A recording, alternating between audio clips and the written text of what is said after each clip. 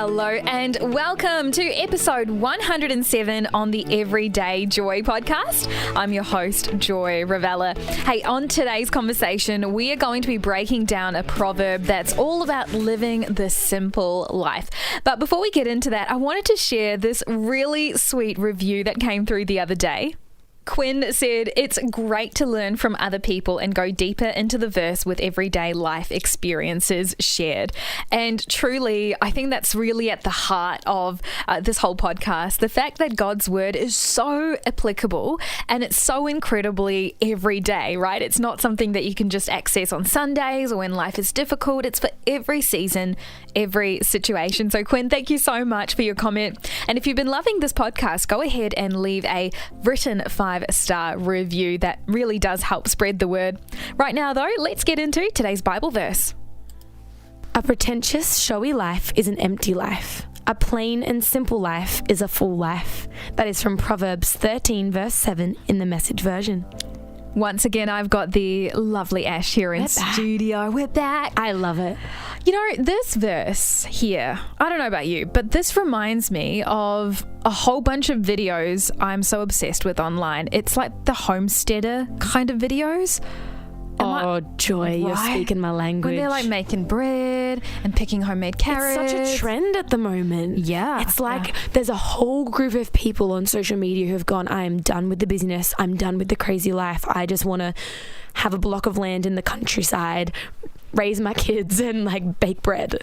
You know, I honestly wouldn't mind that. Same. Sometimes I look at the videos and I'm just like, that just seems like such a... I'm sure it's not as easy as it looks. Yeah, it's hard work. Yeah, but I think there is like a return to the simple, return to maybe just like the basic enjoyable things in life. And I think maybe that's what I think of when I see this verse. It's so good. What about you, Ash? I think it makes you very quickly reflect on your own life. You know, you kind of go, is my life simple? Or have I made it so chaotic and so complex that I have a full life, but I don't have a full life, if that makes sense. I'm not full of like peace and joy and this love of just the goodness of God because I'm so busy and I'm so chaotic and I have so many things that fill up my day but don't fill my soul. Yeah, and I think that is such a good point. In fact, a little bit earlier on the podcast, earlier in the year, must have been one of the first few episodes, I did an episode with George titled, Is My Life Full or Busy? Yes, I remember that episode. It was so great. It was really good. I'll actually link it below in the description so you can have a listen to that one. It pairs so well with today's conversation. But essentially what George said was just because you have a full diary doesn't mean you have a full life. And he talked about the difference between being busy versus being full. And I think this verse kind of comes back to that. You can have the most crazy, exciting life, look at your calendar and have things booked out for the next 3 months.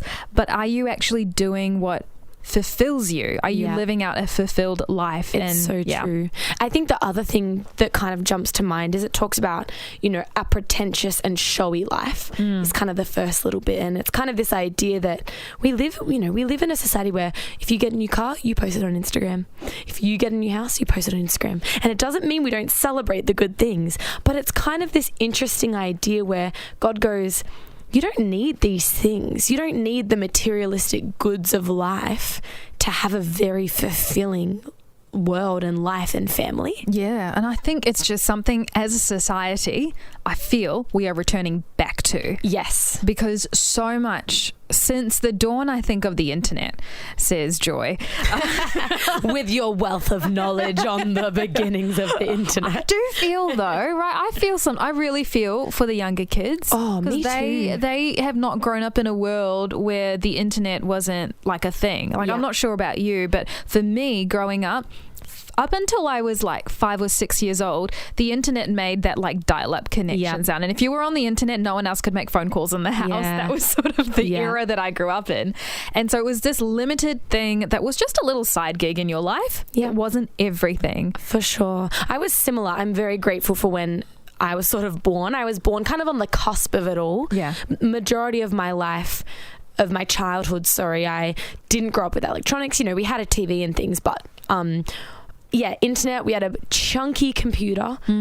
that we had maybe 1 gig of internet on that we would use.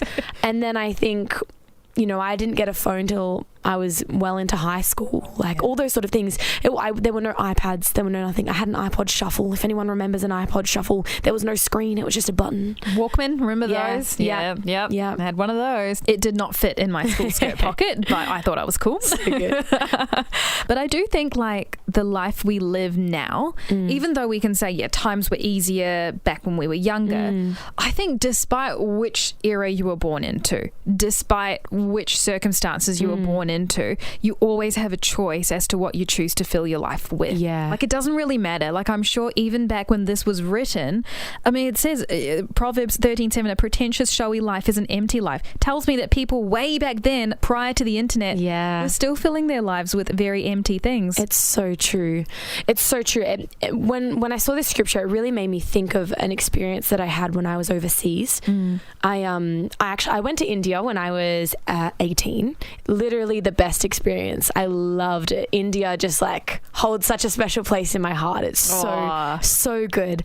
But I remember when I was there, I had this really profound moment of at one point we were in an orphanage over there.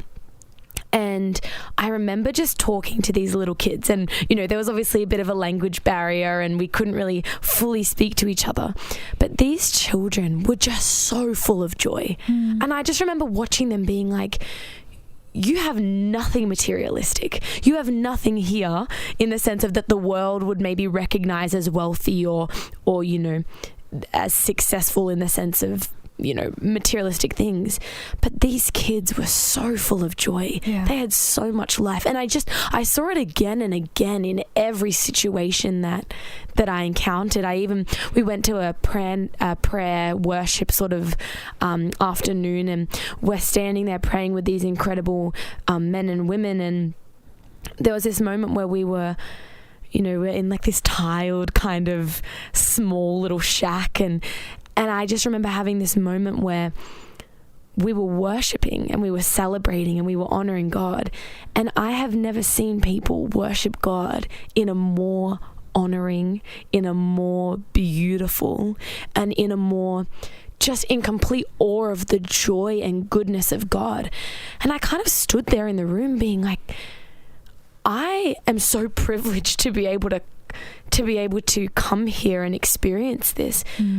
You know, I have in the world's terms so much more and maybe I guess a fuller life in the sense of, you know, the things that I've been blessed with. But I would say their joy and their lives were so much more full of joy and life than I had ever experienced before. Yeah. And I think that's really the crux of today's conversation. It doesn't matter what you started out in life with. And it doesn't matter what you have in your hands right now. You might be listening and saying to yourself, right, if I just had that job, if I just had this, if I just got to this goal weight, if I just was able to have another child or something like that, my life would be full. But I think we've got to come back to the fact that all of these things, yes, can form a facet of making life full, but ultimately it is God who's our sustainer. He is the one who fills our lives. And thank goodness that we don't need to jump through hoops or have a certain number in our bank account to access Him. No matter what, no matter where you are, no matter how you're looking and feeling right now, you can live out this verse because it says a plain and simple life is a full life. It's so simple. It is so easy to connect with God and step into that full life. So Ash, as we wrap up today's thoughts, for that person who might be rediscovering simplicity in their life and decluttering their calendar. I know that you've got a very full calendar. We've talked about this a little bit. When you feel a little bit like, okay, I am so busy and I'm doing things, but I'm not actually doing things that make me feel fulfilled. What's the first thing you do? It's challenging, and I'm still working on this, if I'm totally honest. But I'm learning to really pull myself back and go into a quiet moment with the Lord. I think busyness and craziness and I guess a fullness of life in the sense of this it's so distracting from truly meeting with God. And the only time we're going to get that peace and joy and fulfillment is from those quiet moments. And, I could listen to any podcast I want to. I could listen to any sermon that I want to. But the thing that needs to happen is I need to strip it all back, plain and simple. And I need to spend time with God and have Him reveal what I need to do.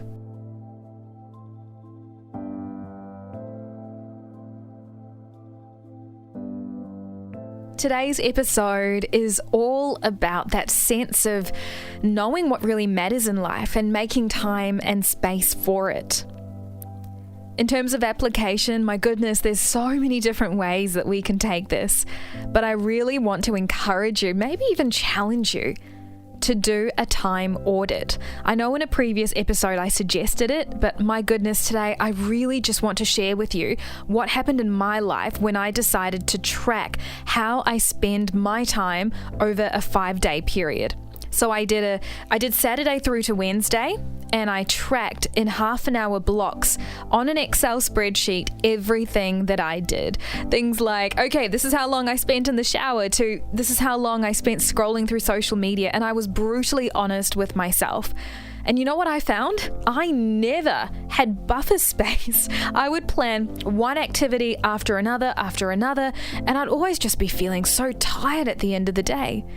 And so I have made it one of my goals to never put anything back to back. Even when I put meetings in my calendar, I try my best to give myself a 15-minute buffer, because that allows me time to transition. It allows me to have a breath, a pocket of rest, and to also go into the next thing feeling like I'm fully there and not just kind of running from one thing to another. So I'm mentally still in the thing that I was in before and need to take a little bit of time to fully focus. And I'm so over that life because it never really honored the person that I was with or the next commitment that I had.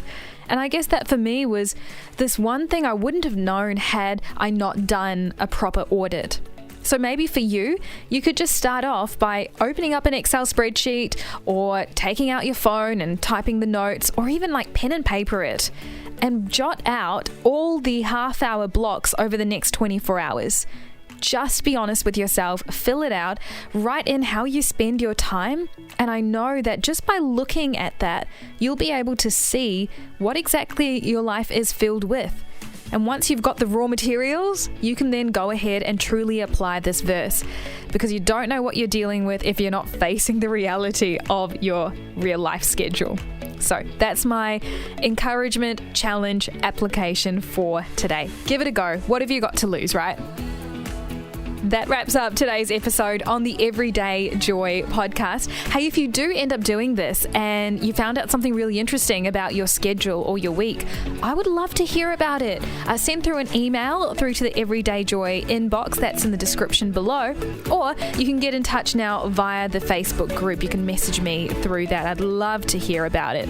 Right now, though, I'll say goodbye, and I look forward to catching up again tomorrow.